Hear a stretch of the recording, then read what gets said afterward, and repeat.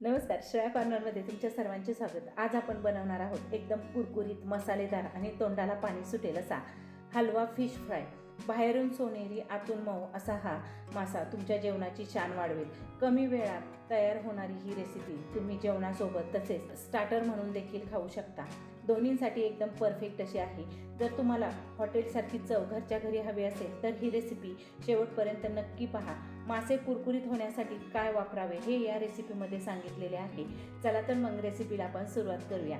सुरुवातीला आपण हलवा मासा घेतलेला आहे आणि स्वच्छ साफ करून घेणार आहोत आणि याचे खवले देखील अशा पद्धतीने काढून घ्यायचे आहे आणि नंतर या माशाचे साईडचे व वरील खवले काढून घ्यायचे आहे।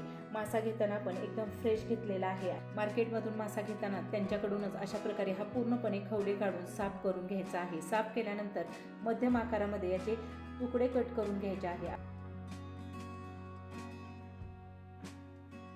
आपण या ठिकाणी फ्राय करणार आहोत, त्यासाठी अशा पद्धतीने हा कट करून घेतलेला आहे आणि सर्व पीस घरी आणल्यानंतर स्वच्छ पाण्याने धुवून घ्यायचे आहे।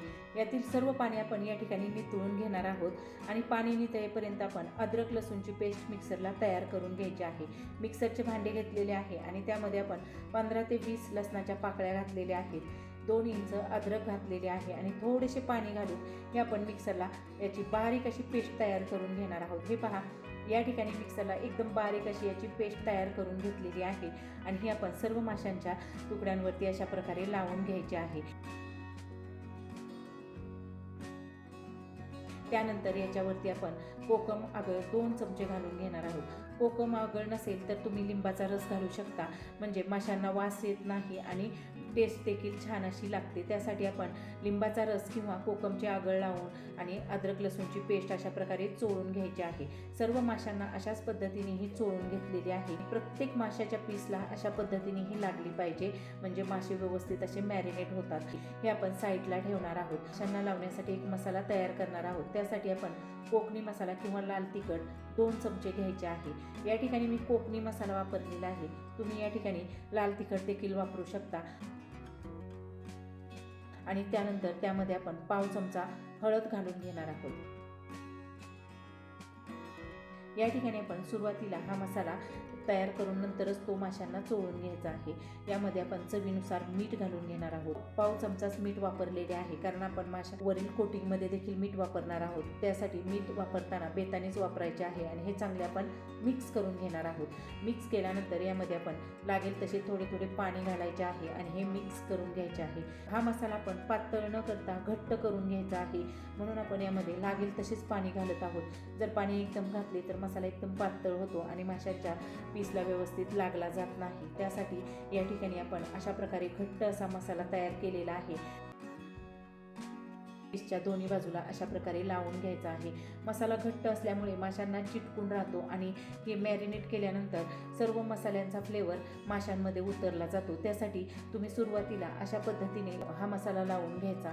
अशाच पद्धतीने आपण एक एक करून सर्व माशांच्या पीसला मसाला लावून घ्यायचा आहे। जेवढा तुम्ही चांगला मसाला व्यवस्थित लावला जाईल तेवढे मासे एकदम चवदार आणि टेस्टी असे होतात, कारण मॅरिनेट केल्यानंतर यामध्ये सर्व मसाल्यांचे फ्लेवर उतरले जातात आणि व्यवस्थित असे हे मॅरिनेट होतात। या ठिकाणी सर्व माशांना मसाला लावून हे आपण 10 ते 15 मिनिटासाठी मॅरिनेट करून घेणार आहोत। हे मॅरिनेट होईपर्यंत आपण वरील कोटिंग तयार करून घेणार आहोत। त्यासाठी आपण बारीक रवा घेतलेला आहे अर्धी वाटी आणि त्याच वाटीने आपण अर्धी वाटी तांदळाचे पीठ घेतलेले आहे। रव्यामध्ये तांदळाचे पीठ घातल्यामुळे बाइंडिंग व्यवस्थित येते आणि मासे आणखीन कुरकुरीत असे लागतात। नंतर चवीनुसार मीठ घातलेले आहे आणि नंतर लाल तिखट किंवा कोकणी मसाला 1 चमचा घालायचा आणि हे कोरडे चांगले सुरुवातीला मिक्स करून घ्यायचे आहे। रवा बारीक वापरल्यामुळे माशांना व्यवस्थित असे कोटिंग होते। हे पहा, हे सर्व एकजीव करून झालेले आहे। नंतर आपण मॅरिनेट झालेले मासे यामध्ये घालून माशांना रव्याचे कोटिंग करून घेणार आहोत। या ठिकाणी जर तुमच्याकडे तांदळाचे पीठ नसेल तर तुम्ही रव्यामध्ये कॉर्नफ्लॉवर देखील घालू शकता किंवा नुसत्या तांदळाच्या पिठाचे देखील याला कोटिंग करू शकता। कोटिंग करताना जास्त दाबून लावायचे नाही, हलक्या हाताने याला रवा लावून घ्यायचा आहे आणि या ठिकाणी एका पीसला अशा प्रकारे लावून घेतलेला आहे। माशांना अशाच प्रकारे आपण रवा लावून घ्यायचा आहे। रव्यामुळे मासे एकदम कुरकुरीत आणि टेस्टी असे तयार होतात आणि जो रवा लावलेला आहे त्यामध्ये आपण सर्व मसाले घातलेले आहेत, त्यामुळे वरील कोटिंग देखील एकदम टेस्टी असे लागते। हे सर्व आपले कोट करून झालेले आहे। त्यानंतर मासे तळून घेणार आहोत. त्यासाठी कढई किंवा पॅन गॅसवर ठेवायचा आहे. त्यामध्ये तेल घालून घ्यायचे. तेल आपण मध्यम आचेवर चांगले गरम करून घ्यायचे. गरम झाल्यानंतर त्यामध्ये एक एक पीस आपण तळून घेणार आहोत. तेल गरम करताना जास्त गरम करायचे नाही. पीस सोडल्यानंतर याला बुडबुडे येतात. ह्या स्टेजलाच हे तेल गरम करून घ्यायचे. जर तेल जास्त गरम केले तर मासे सोडल्यानंतर पटकन तळले जातात आणि आतमध्ये कच्चेच राहतात, व्यवस्थित लागत नाही. त्यासाठी मासे तळताना महत्त्वाची टिप्स या ठिकाणी लक्षात ठेवायची. गॅस हा मध्यम ठेवायचा आणि तेल देखील मध्यम आचेवरच गरम करून घ्यायचे. एका साईडने मासा तळल्यानंतर दुसऱ्या साईडने देखील आपण चांगला सोनेरी होईपर्यंत तळून घ्यायचा आहे.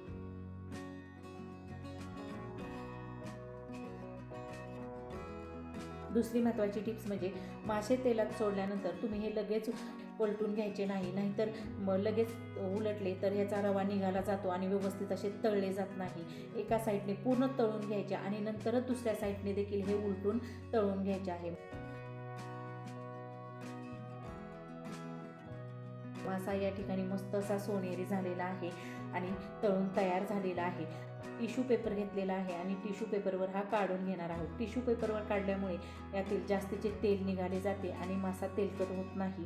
हे तळून झाल्यानंतर आपण कढीपत्ता स्वच्छ धुवून सुकवून घेतलेला आहे, तो देखील तेलामध्ये तळून घ्यायचा आहे. कढीपत्ता तेलात तळून घेतल्यामुळे मासे खाताना एकदम टेस्टी आणि मस्त असे लागतात. त्यासाठी तुम्ही एकदा अशा प्रकारे मासे तळताना त्यामध्ये कढीपत्ता घालून पहा आणि त्याच्यावरती मासे तळून पहा. एक नंबर असे मासे लागतात आणि हा एकदम कुरकुरीत होईपर्यंत या ठिकाणी मी तळून घेतलेला आहे आणि हा देखील आपला तळून झालेला आहे. हा आपण काढून घेणार आहोत. हा काढल्यानंतर पुन्हा आपण तेल हलके गरम करून घ्यायचे आहे.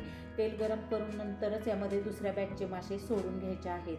हे पहा, अशाच पद्धतीने आपण सर्व मासे या ठिकाणी तळून घेणार आहोत. या ठिकाणी मासे तळताना काही महत्त्वाच्या टिप्स देखील आहेत. माशांना मॅरिनेट कसे करावे, त्याचबरोबर माशांचा वास येऊ नये त्यासाठी आपण यामध्ये लिंबाचा रस किंवा कोकम आगळ वापरायचे, म्हणजे माशांचा जो वास असतो तो येत नाही आणि मासे टेस्टी लागतात. तसेच जर तुम्ही या ठिकाणी रवा लावताना जर जास्त कोटिंग केले तर तळतानाच त्याचे कोटिंग निघाले जाते. त्यासाठी कोटिंग करताना हलके करून घ्यायचे, जास्त जाडसर करायचे नाही, म्हणजे मासे एकदम मस्त असे तळले जातात आणि कुरकुरीत होतात. या ठिकाणी अशाच पद्धतीने आपण सर्व मासे तळून घेतलेले आहेत. तुम्ही पाहू शकता मस्त असे तळून तयार झालेले आहेत. या ठिकाणी आपण लिंबू आणि कांदा घेतलेले आहे आणि हे आपले मासे खाण्यासाठी तयार झालेले आहे. या ठिकाणी आपण हे सर्व करून घेतलेले आहे आणि याची टेस्ट देखील करून पाहणार आहोत. त्यासाठी आपण याच्यावरती लिंबू पिळून घेतलेले आहे आणि मासा आपण तोडून पाहूया. मासा तोडतानाच हाताला एकदम असा कुरकुरीत लागत आहे आणि आतमध्ये एकदम मऊ झालेला आहे. टेस्ट म्हणाल तर तोंडात टाकताच जे मसाले घातलेले आहे त्याचा फ्लेवर आणि कुरकुरीतपणा एकदम लागत आहे. चव म्हणाल तर जबरदस्त अशी चव झालेली आहे. एकदम टेस्टी आणि मस्त असे हे मासे तयार झालेले आहे. आज आपण अगदी सोप्या पद्धतीने हलवा फ्राय कसा करायचा ते या रेसिपीमध्ये पाहिलेले आहे. तुम्हाला आजची ही हलवा फ्रायची रेसिपी आवडली असेल तर व्हिडिओला लाईक करा, तसेच तुमच्या मित्र मैत्रिणींबरोबर शेअर करा आणि जर तुम्ही चॅनलवर नवीन असाल तर चॅनलला सबस्क्राईब करायला विसरू नका आणि कमेंटमध्ये नक्की सांगा की ही रेसिपी तुम्हाला कशी वाटली, तुम्ही कशा पद्धतीने हा हलवा फ्राय करता. आणि रेसिपी पाहिल्याबद्दल धन्यवाद. पुन्हा भेटूया अशाच टेस्टी आणि स्वादिष्ट रेसिपींसोबत.